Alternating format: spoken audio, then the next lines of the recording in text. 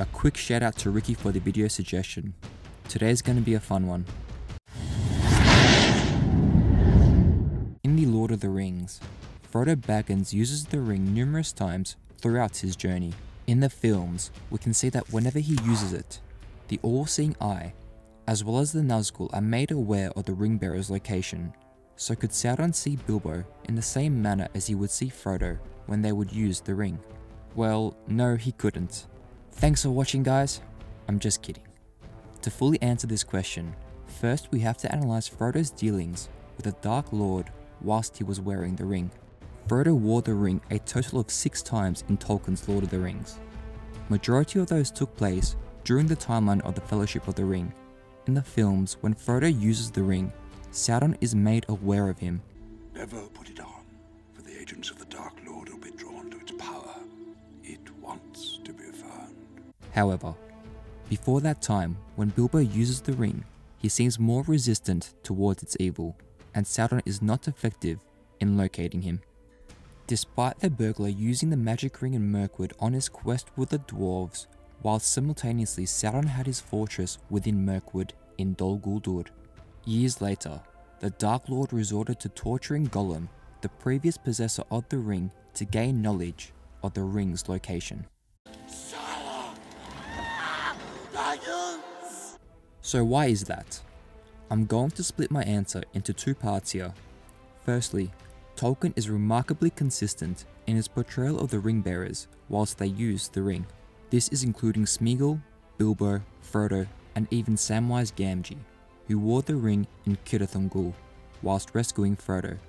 Despite being on the borders of Mordor, Sam was undetected from Sauron, although he could feel the ring's power growing deeper as time went on. 4 out of the 6 times Frodo wore the ring, he was actually undetected from Sauron. The other 2 times he was seen by the Dark Lord. First was on the seat of Aman-Hen, the ancient Numenorean hill of seeing, where Frodo explicitly went searching for Sauron.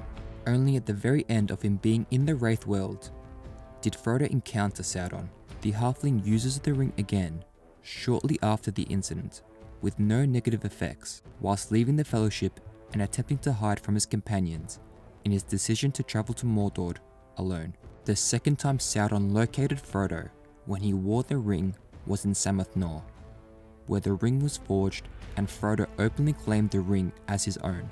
Tolkien noted several times in his works that the ring's power grew stronger as it edged closer to Mordor, where it was made in the fires of Mount Doom, making it easier for Sauron to locate his ring.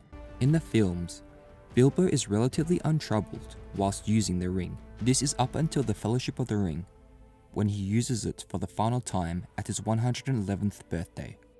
So Sauron locating Frodo with the ring is another Peter Jackson implementation into the films which didn't represent Tolkien's works particularly well. One can only speculate that this was introduced as Sauron's powers grew over time in the 17 years in which Frodo possessed the ring in Bag End, which is why it was suddenly introduced that Sauron could locate the ring whilst it was in use. I see. Contrary to what Jackson depicts in the films, the ring was not a homing beacon.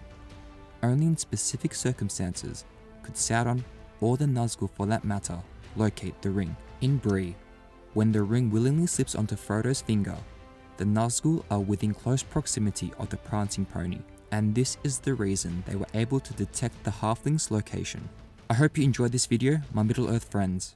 Be sure to like, subscribe, and hit that bell notification button for more Lord of the Rings content. Hanonle for watching, and I'll see you on the next episode of Lord of the Rings Theory. Namari. Embrace the power of the ring, or embrace your own destruction. Renewed shall be